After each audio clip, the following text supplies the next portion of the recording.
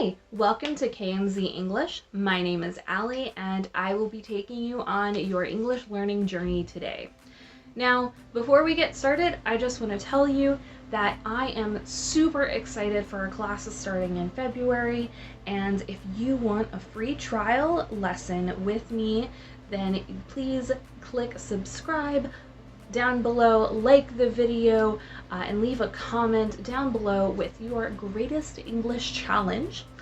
The trial will be 15 minutes and it will be going through the end of January, and we will start our regular classes in February. So please hurry before the month ends and get your free trial class, because students who take a trial class and provide feedback get a discount on their regular courses with us. So I'm very excited for that.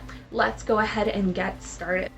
Something really interesting that I found while looking in the public domain for resources for our classes was a textbook from the 1700s in London, specifically 1710.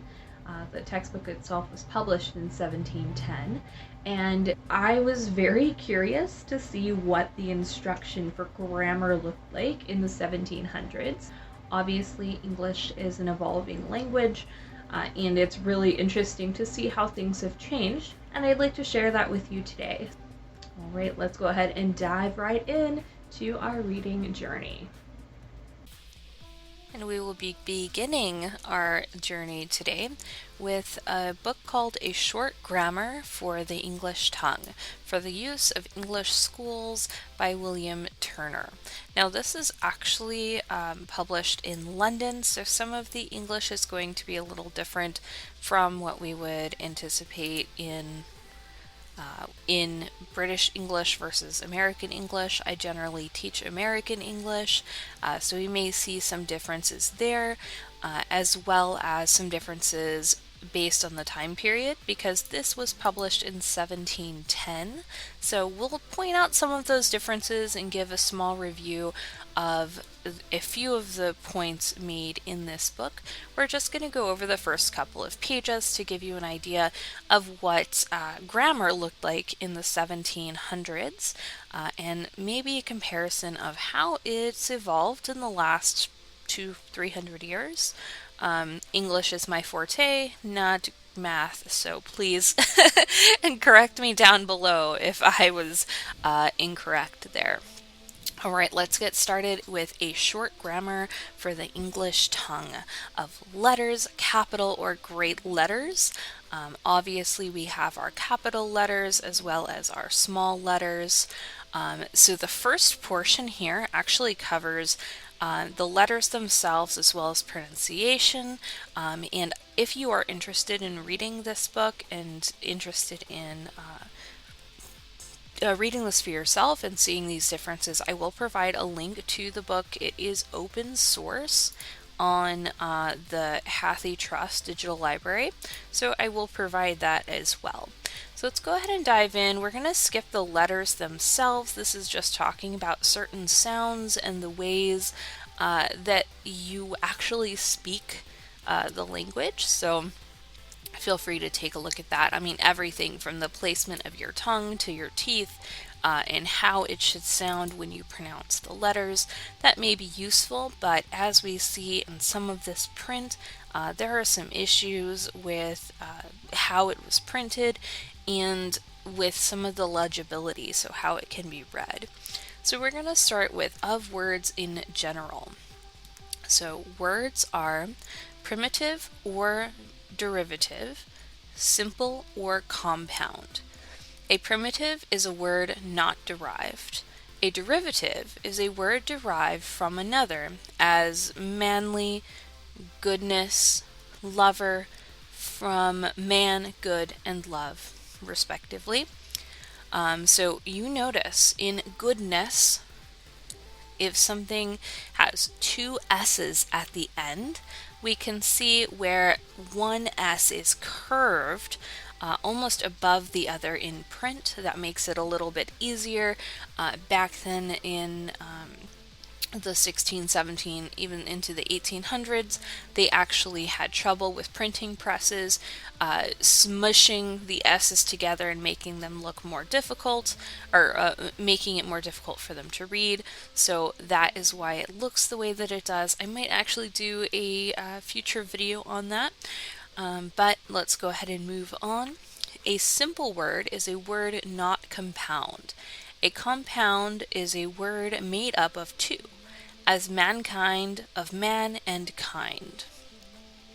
There are a sort of half compounds when two words are tacked together by a short line, which is called a hyphen. So if something is hyphenated, it has a hyphen between two of the words.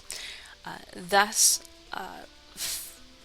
self-love, short-lived, sunshine. Now, interestingly enough, this has actually changed over the years. Sunshine is one compound word most of the time. You will not see a hyphen, and many times you'll actually see the hyphen removed completely from these words in an attempt, I guess, for conciseness. So keep that in mind when you're reading. If you see the hyphen or you don't see the hyphen, usually either way is acceptable, as it's easily understood, but just keep in mind that these words do exist. All right, and of the kinds of words, there are 8 kinds of words or parts of speech: noun, pronoun, verb, participle, adverb, preposition, blah, blah, blah, preposition, conjunction, interjection, whereof the 4 first are declined, the 4 last undeclined. So interestingly enough, nouns and adjectives normally are 2 different things in our modern speech. They're taught as a noun being a thing, a person, place, or a thing, and then an adjective being used to describe that person, place, or thing. But this book actually takes a different approach to this, which is again how they would have taught it back in the 1700s, and this approach is slightly different. Let's go ahead and take a look. A noun is a name of a thing. There are 2 sorts of nouns, substantives and adjectives. A noun substantive may stand without an adjective and may have a or the before it, as man, a man, and the man, respectively. A noun adjective cannot stand without a substantive, as good, great, wise. We see that S right there that looks almost like an F. In a previous recording, I actually read it as wife, and was very confused, as wife is not an adjective. So, which must be applied, and we notice that applied in modern times would be spelled APPLIED, but in the past they would put the word apply and then an apostrophe afterwards with that Y apostrophe and then D at the end, so they would just say applied, and they would add an apostrophe D at the end. To some substantive signifying a thing that has these qualities, as a good boy, a great boy, a wise man. So adjectives in this form are considered nouns, but they are considered qualifying a substantive noun. So while it does make sense, it's generally not how it's taught in schools nowadays. A and the are called articles. A, or an before a vowel, signifies as much as the adjective one and is put for it as a man, that is one man, an ass, i.e. one ass. Now keep in mind we are not cursing here. This is just an animal that is a pack animal, a mule, a donkey, something along those lines, is called or was called an ass.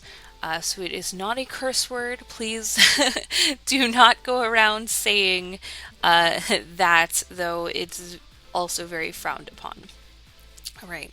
The is a pronoun and signifies almost the same with this and these.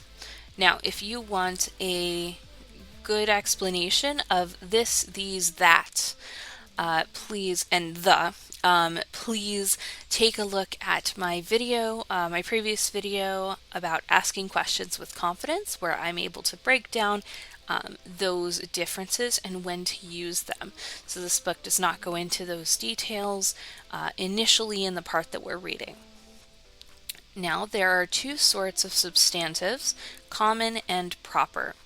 A noun substantive common is the name of one kind of thing and belongs to all of that kind, as man with a capital M, city with a capital C, land with a capital L, river with a capital R, ship with a capital S, and mountain with a capital M.